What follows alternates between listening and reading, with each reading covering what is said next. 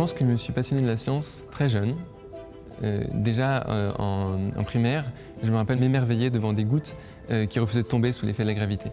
Et ensuite, en troisième au collège, un ami m'a transmis sa passion pour la physique des particules, de l'infiniment petit.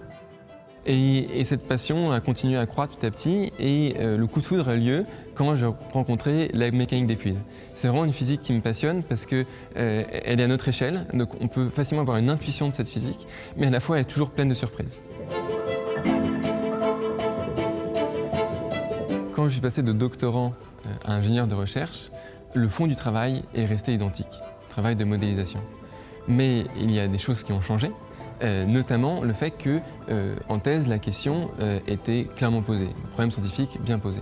Et la deuxième chose, je dirais, qui a le plus changé, c'est le rythme. Pendant la thèse, on a 3 ans pour travailler sur une vaste question. Maintenant, en tant qu'ingénieur de recherche, les progressions se font plus pas à pas, disons à l'échelle de l'année. Ce que j'aime dans mon métier, c'est d'une part qu'on aide les gens, c'est-à-dire que différentes activités de Saint-Gobain, nos collègues de différentes activités viennent nous voir, nous présentent un problème ou une volonté d'amélioration. Et nous, notre rôle, c'est de les aider à régler ce problème ou à obtenir cette amélioration. Donc ça, c'est un premier point. Le deuxième point, c'est écrire des équations.